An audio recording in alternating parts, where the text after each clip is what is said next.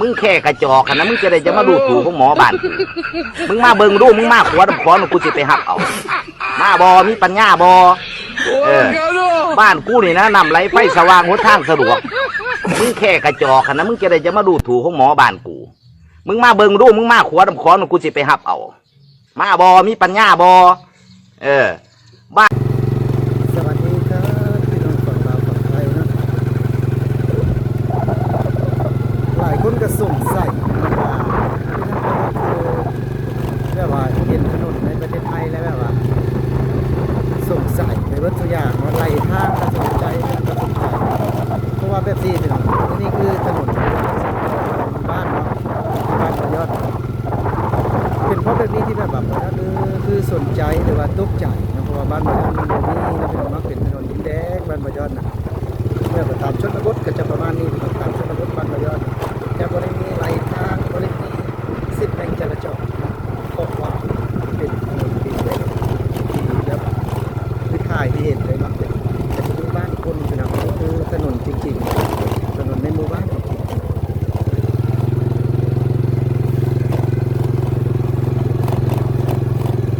ไม่ใช่ถนนในทุ่งนานะครับนะถนนคือแบบว่าโดยยอดใช้มาแต่น้อยนะพี่น้องเนาะคือว่าบยอดจะใช้ถนนแบบนี้เดินทางไปเข้าในเมืองเนี่ยยังมีนี้บยอดจะออกมาตั้งแต่ในเมืองเราก็เลยถ่ายภาพบรรยากาศแล้วเข้ามาไปที่ห้องในต้นนี่จะเป็นภาพบรรยากาศถนนที่ใช้แต่น้อยๆที่ชนบทที่จะลำบากเนี่ยแต่กับผมเป็นอย่างพี่น้องเนาะมีวิถีชีวิตมันนอกมันนาเดินทางเดี๋ยวเราจะถ่ายนอกจนถึงบ้านเราย่อจะถ่ายแบบมีภาพบรรยากาศของเราสองภาคกลางก็จะมีป่าจะมีป่าจะมีป่า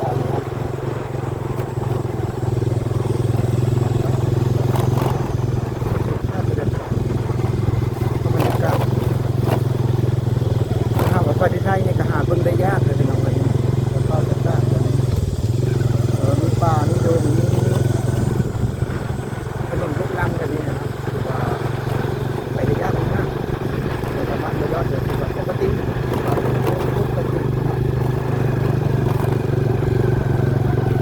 เพราะแบบนี้แหละคือแบบว่า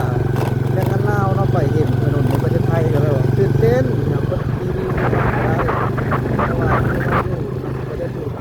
สิบดาวนะถนนเป็นสิบดาวบ้านหลังใหญ่มากบ้านหลังใหญ่มากนี่ก็ช่วงหลายกับไปทำงานในประเทศไทยนี่ก็เป็นบ้านคนไทยที่แบบได้เมียอยู่คนลาวน้องภาษาบ้านมายอดวันนี้จะถ่าย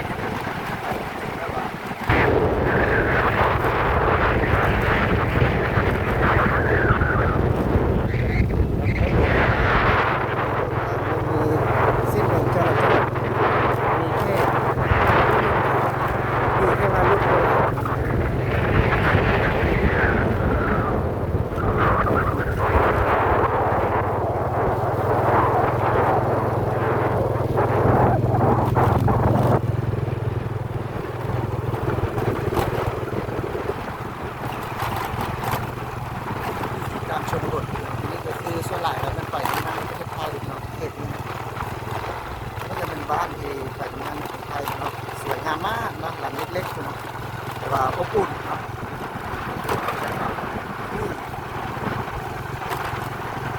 มีอยู่จริงเนาะคือทางฝั่งสปปลาว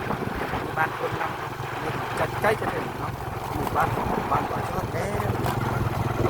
จะมีบัวนี่บัวแบบนี้ดูได้ยากมากในประเทศไทย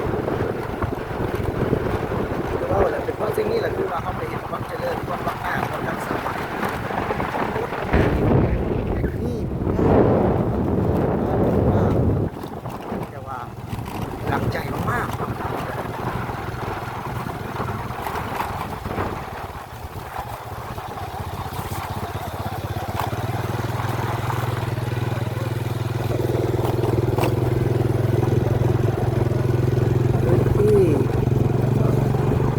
นบทพี่น้องประมาณนี้แหละ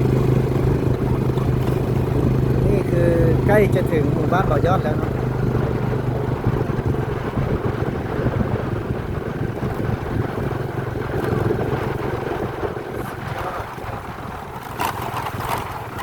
ชนบทพี่น้องประมาณนี้นะเขตชนบทนี่เป็นปัจจุบันเนาะที่ยังมีอยู่จริงอยู่ในหมู่บ้านบ่อยอดพี่น้องไม่มีถนนคอนกรีตไม่มีถนนลาดยางมีแต่ถนนดินแดง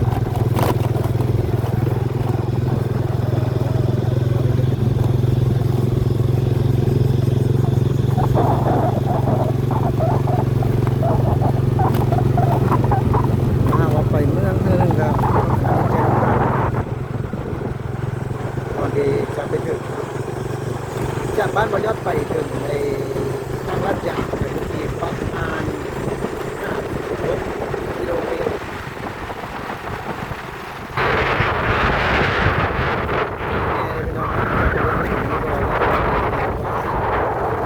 รถใหญ่พี่น้องเซ็ต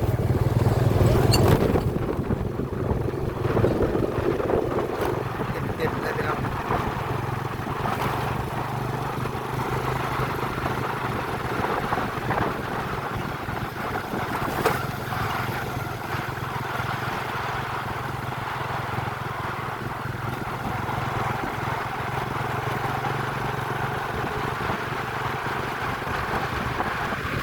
เข้ามาถึงเนาะบ้านบ่อยอดแล้ว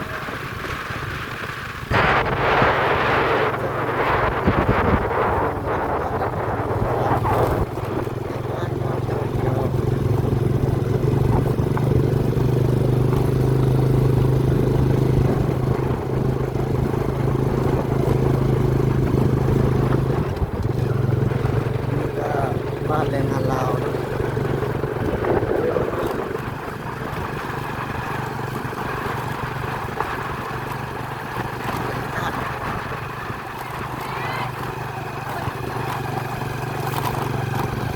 นี่คือภาพบรรยากาศ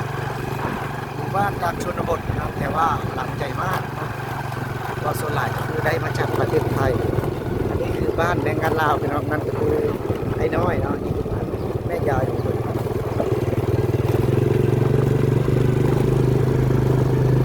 นี่คือภาพบรรยากาศ